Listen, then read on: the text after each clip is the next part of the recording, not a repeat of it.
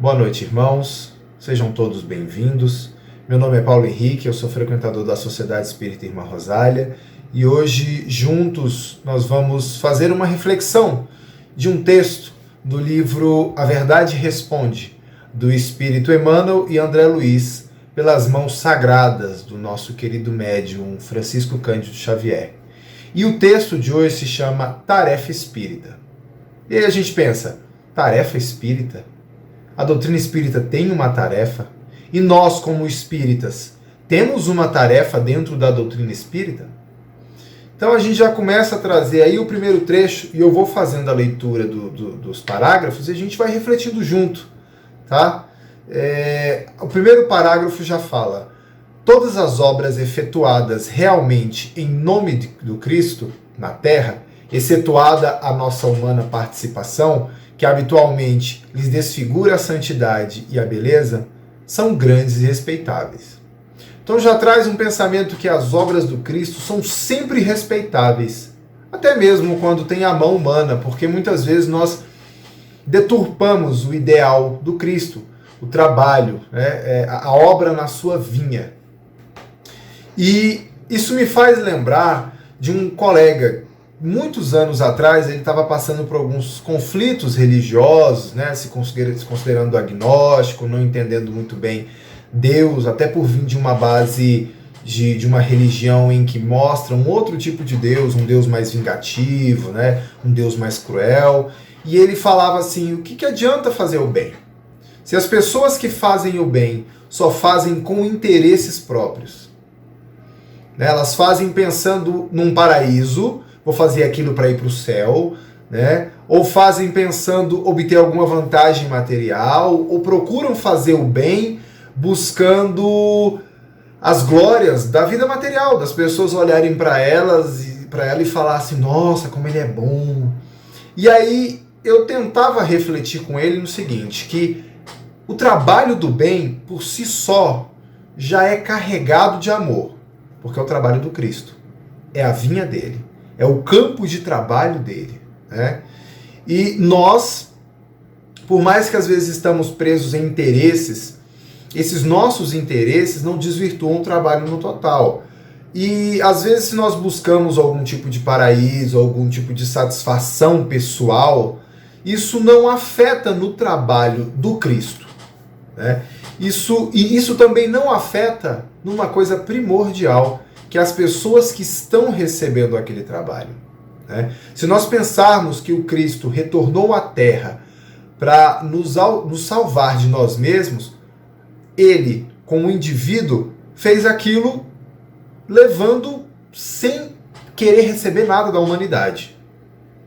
Então, essas pessoas que fazem esse bem buscando algo, por mais que elas fazem buscando algo, elas estão fazendo bem. E aí aquele indivíduo que recebe é o indivíduo-chave. Ele é o importante. Porque ele não se importa da forma que você está fazendo bem.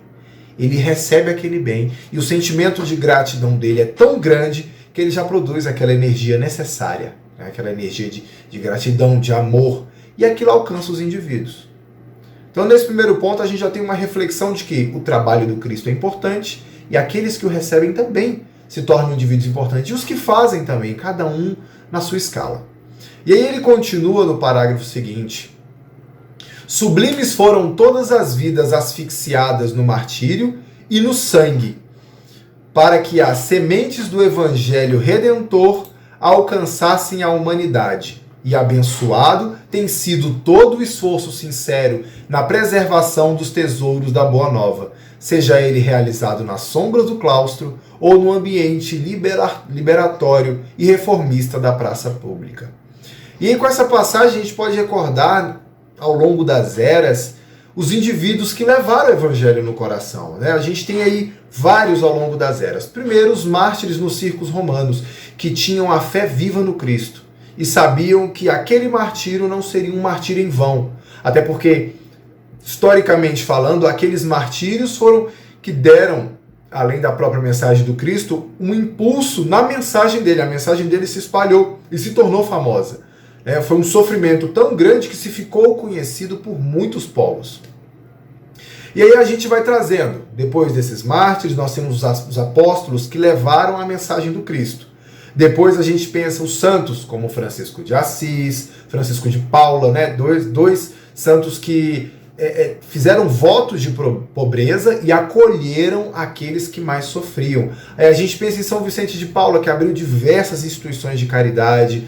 A gente tem os novos apóstolos, não só da doutrina espírita, mas do evangelho, como o médium Francisco Cândido Xavier, que psicografou mais de 400 livros, doou para diversas instituições, acolheu as mãezinhas que perdiam seus filhos através da psicografia. A gente tem Divaldo Franco, também faz diversos trabalhos sociais, tem a Mansão do Caminho, um local que acolhe as crianças, as mães, as pessoas em condição de rua.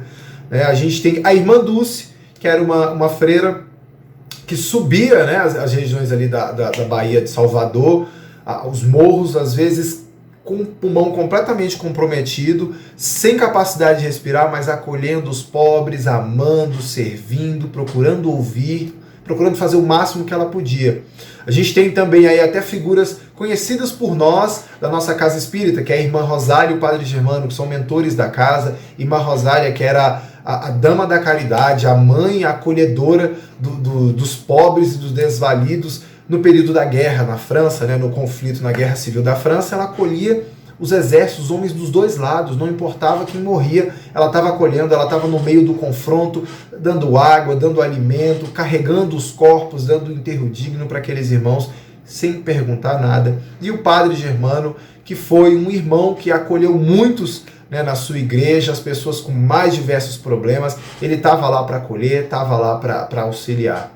Então, esses são os nomes desses indivíduos. E aí quando fala ali no capítulo, né, daqueles que carregaram o evangelho pela sombra do claustro, ou pelo ambiente liberatório e reformista da praça pública, a gente lembra de um apóstolo, que é o apóstolo Paulo. O apóstolo Paulo, ele fez esse trabalho exatamente dentro da cadeia, que são conhecidas como as epístolas da prisão, né, que são 4 epístolas, que são a dos Efésios, Filipenses, Colossenses e Filemon. São os 4 povos para quem ele destinou as cartas, preso dentro numa cadeia romana. E a gente tem também Paulo, que ia às praças públicas, foi o apóstolo que mais rodou o continente europeu, chegou à Ásia, levando a mensagem do Cristo, e ele teve em diversas praças públicas, levando a palavra do Evangelho, chegou até a Grécia, falou na praça pública de Atena, foi apedrejado. Então ele teve essa experiência de levar a palavra do Cristo nas praças públicas, liberto e preso, cativo, quando aqueles mandavam cartas para eles com as suas dúvidas diversas do evangelho, do cotidiano, ele ia lá, inspirado por Cristo, e respondia aquilo tudo. E aí a gente vai para o 3º parágrafo agora, ele continua falando assim: todos os cooperadores fiéis de Jesus refletem-lhe a soberana grandeza, merecendo por isso a nossa veneração. Isso é a mais estrita verdade, né? Até porque nós temos grandiosos nomes do Evangelho que fizeram o trabalho do bem sem nós podermos questionar nada. Não importa quem são eles, não importa a religião, sejam espíritas, católicos, protestantes, não umbandistas, não importa quem são, ou se não tem religião, fazem o bem, levam a palavra do Cristo, muitas vezes sem nem saber que estão levando a palavra, mas estão levando aquilo que é mais importante, a religião mais importante, que é o amor. E aí ele vai trazendo agora para nós alguns parágrafos nos explicando qual é a tarefa do espírita, dentro da doutrina espírita, a verdade revelada. E ele traz assim, a tarefa, porém, dos espíritas na atualidade, segundo cremos, dentro da condição de herdeiros da sua luz, reveste-se de considerável importância, de vez que exumaram do tempo o evangelho simples e puro, a despertar-lhe o coração para um novo tipo de luta. Trouxeram novamente aquele cristianismo primitivo que estava enterrado em regras, em crenças, em dogmas, no orgulho, na vaidade humana. Trouxeram isso novamente.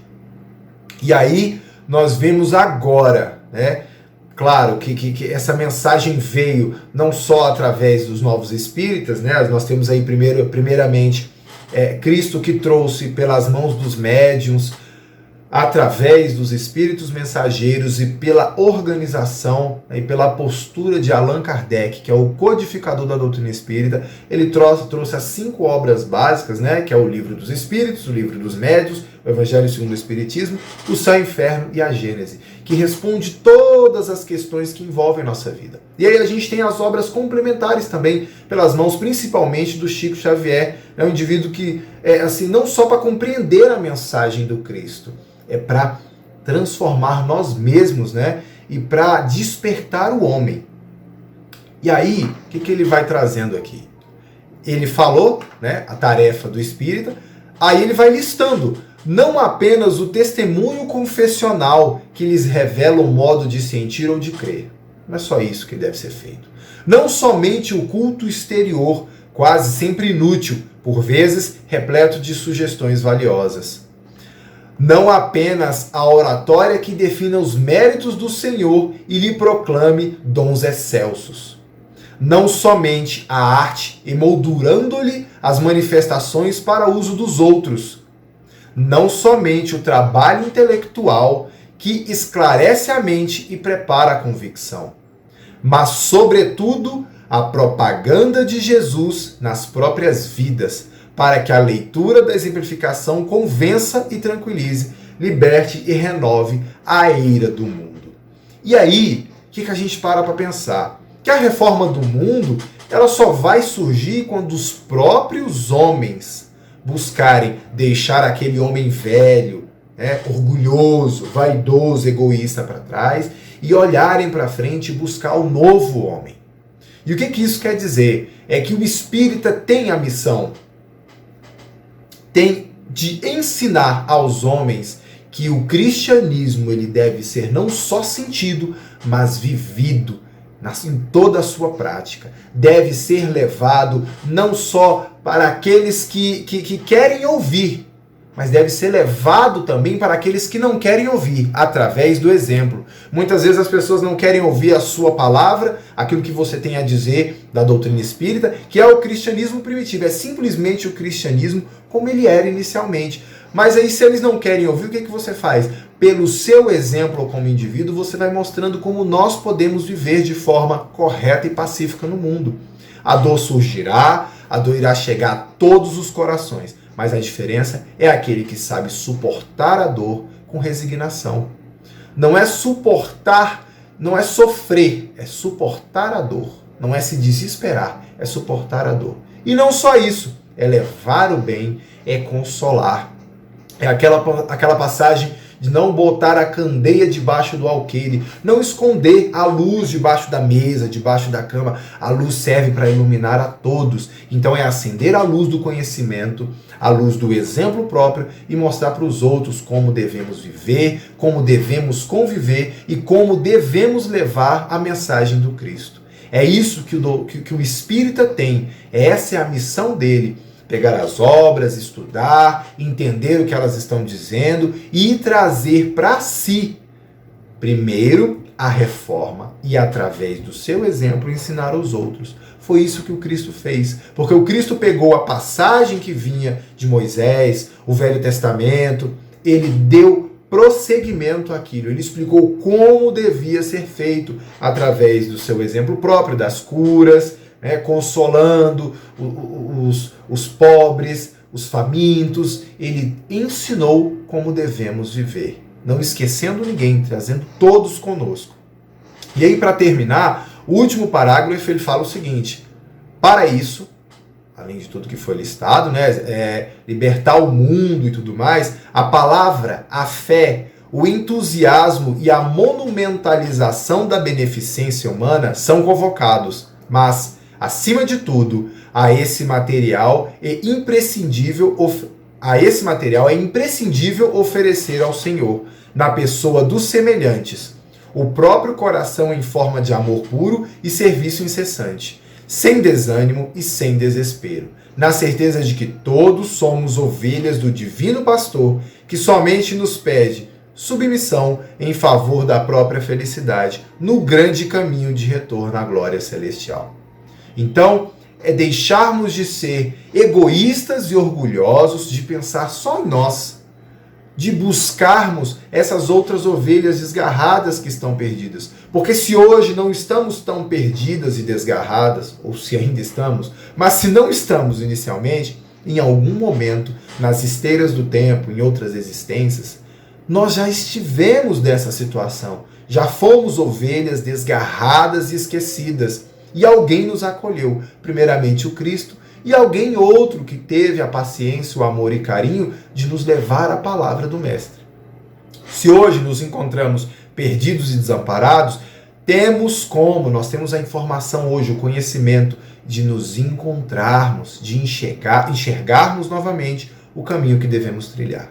A doutrina espírita está aí, os seus ensinos estão aí, as obras, o Pentateuco, as 5 obras básicas de Allan Kardec, codificadas por Allan Kardec, né, que na verdade vieram dos espíritos.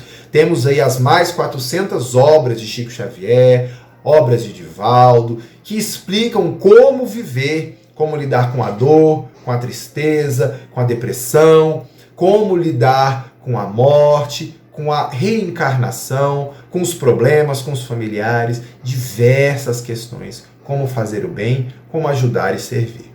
Então, a tarefa espírita é essa, é servir incessantemente com alegria. Lembrar que Jesus falou da passagem que o Senhor tinha uma vinha e ele chamou os trabalhadores. E eles cada um foram vindo no seu momento, mas todos eles receberam a mesma paga, todos eles ganharam a mesma quantidade de valor, que era um denário.